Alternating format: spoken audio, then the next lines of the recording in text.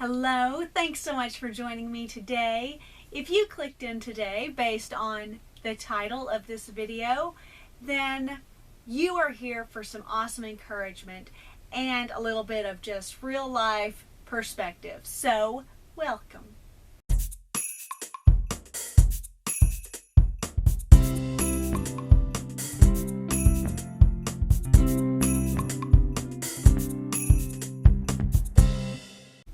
When relationships break up, whether it's a love relationship or a friendship or even business relationships, the break is felt by you, that other person, and everyone that surrounds the two of you. It affects more than just you two. It affects your community, your circles, and everyone feels the aftershocks. This aftershock is even greater when that love relationship is also a parenting partnership or a marriage or some sort of just binding love relationship that ends in more hurt than usual. It ends in both parties feeling a little bit slighted. When that love relationship is also a marriage, a legal binding documentation of your relationship, when it is also a shared parenting partnership, when there are children involved, when there are cohabitation, co-ownership, co-mingling of lives involved, this kind of break can reverberate even more. The aftershocks are even greater. They last longer, they spread wider, and the effects linger more. Whether you are the one who is leaving, whether you are the one who is being left, whether it is all amicable and you just agreed that it was time, divorce is a lot harder to shake. From that point forward, you are now divorced. You were previously married. You are now an ex. You check a new box whenever you're filling out documentation, paperwork. That new label of divorced, you're not single, you're not married, you're divorced, follows you. It lingers, it haunts. It is a new label that now applies to the rest of your life. But just because you now own this new label, it does not mean that that label now defines your life from this point forward. You can choose to not allow that to define you and to pave your own path, because just because your marriage failed does not make you a failure, does not make you less than, and does not make you any less deserving of the really awesome life that is to come. This is an opportunity for a new chapter. So I would like to share with you a couple of items to consider to help keep your divorce and your label in perspective. The average person is involved in 8 to 12 serious love relationships before even deciding to marry that one person.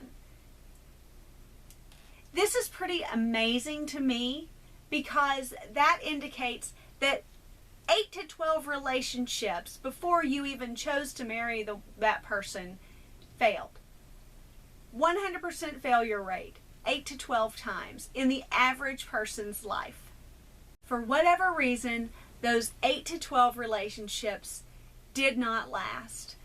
Either you broke it off, they broke it off, it was a mutual thing, you grew apart, you were together a long time, you were together a short time.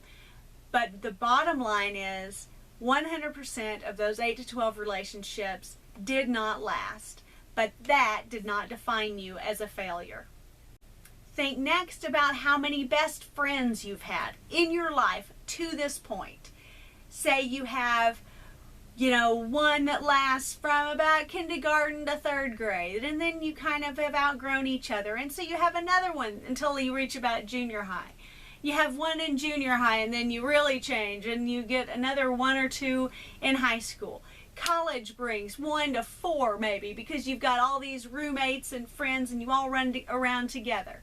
Then you graduate or you move on to adulthood, and then your relationships become based on your work or similar interests, where you go to church, where you spend most of your adult time together.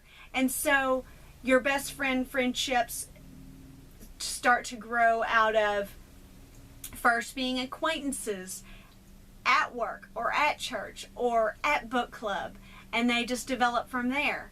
But the bottom line is, think of how many best friends even just you have had over the course of your life. And yet that doesn't diminish the best friend that you had at any spot along that timeline. It doesn't mean that they are less than friends. It only means that you've outgrown one another. If you're not best friends anymore, that doesn't mean that for the time you weren't just wonderful best friends. So friendships come and go. Relationships are transitory. They are transitory by nature because we feed one another in the phase that we are called to be there in your life. Now that phase may be a lifetime or it may be a month, but we are there to support and love one another, and it doesn't diminish the friendship or what came out of it just because it ends. In one of my first semesters of college, straight out of high school, I was told that the average college student changes their major 4 times over the course of their university career. And I thought, no way, that's not possible. People go in knowing exactly what they want to do with their lives, they study it, and they move on. That would be right before I started changing my major. And then moving beyond college, the days of becoming an adult, starting with one company in a certain position, and sticking with that company through retirement and a gold watch are not even on the radar anymore. Our grandparents did that. We don't. The average person anymore makes 7 to 11 major job or career changes over the course of their working life. So even after we have changed our focus an average of 4 times through college, even after college, we still change our focus 7 to 11 times. And that's just the stuff that we actually follow. That doesn't even include all of the awesome ideas or side jobs or things that are really great hobbies that we could turn into careers, or we could turn into money-making investment opportunities. So on average, all being told just within the college and adult years of career focus, we're looking at 10 to 15 different options. And that doesn't make us a failure. And also keep in mind, just from a college perspective, there are some pretty awesome college dropouts in the Hall of Fame of college dropouts. Bill Gates, Mark Zuckerberg, Steve Jobs, Michael Dell, Ralph Lauren, Tim Ferriss, Gary Vaynerchuk. I'd slip him in there somewhere. Dropping out of college is supposed to be a negative thing, but it's all in your vision and the way you see things. So half of marriages end in divorce. 50% sounds like a lot. But relationships run their course. Some relationships are meant to last a lifetime. Some marriages are meant to reach 25, 50, 60, 70 years. And that's a beautiful thing. My parents, in a few weeks, are going to reach their 40th wedding anniversary, and I think that is spectacular. I am in no way trying to diminish the importance, both biblically and socially, of marriage. So please don't misunderstand me when I say what I'm saying. My goal here is for all of you and for all of us, because I have so many friends who need to hear this message right now, who are dealing with divorce, dealing with the aftershocks of divorce, dealing with considering divorce, who need to hear that giving up on a love relationship, even a love relationship that is bound by legal authority, does not make you less. Does not make you less of a person, and it does not make that relationship less than while it was in its prime.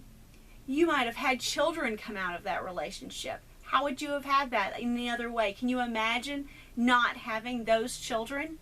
Maybe you lost loved ones who you can't imagine surviving through without that support network. Encouragement, love, laughter.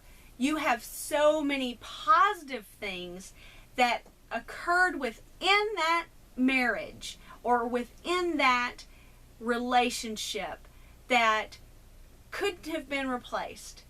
And so for that, just be thankful. Be thankful that you had that person in your life. It wasn't all sunshine and roses, or it wouldn't be over. But there was a lot of sunshine that brought you together and that sustained you for maybe a number of years, maybe even half your lifetime so far. But that doesn't mean that it has to be a forever thing. It can end and still have those positive memories of all that that relationship brought to you and all that you brought to that relationship. You are a giver as well as a receiver in all of these relationships that I'm talking about today. So this just continues to add to your worth as a person, whether you are divorced or not. That label does not define you. Putting a ring on your finger and exchanging vows in front of your friends and your family and your coworkers and God is not meant to be a life sentence. It's not supposed to make you miserable. Whenever it begins to bring long-term discontent, you owe it to yourself to protect yourself.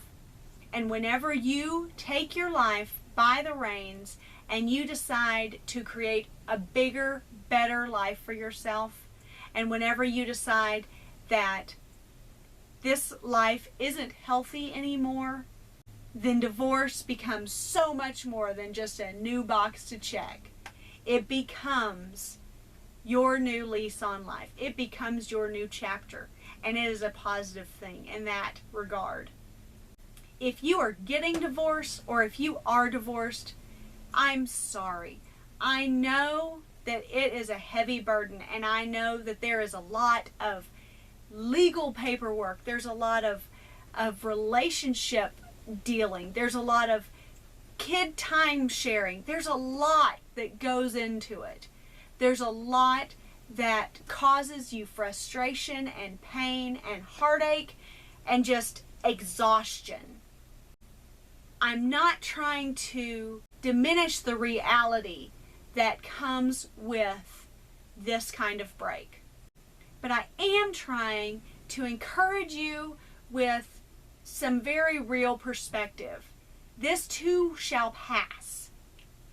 We go through difficult times, whether we are married, divorced, whether it's in business, whether it's in school. We have challenges every day that we have to overcome. And the more we overcome those, the better we are at pushing forward and getting our new lease on life. And knowing that next time we can tackle that and then some. My hope is that everyone who hears this message or sees this video understands that I wish for you to live a life that feeds your soul every day. So please listen to yourself.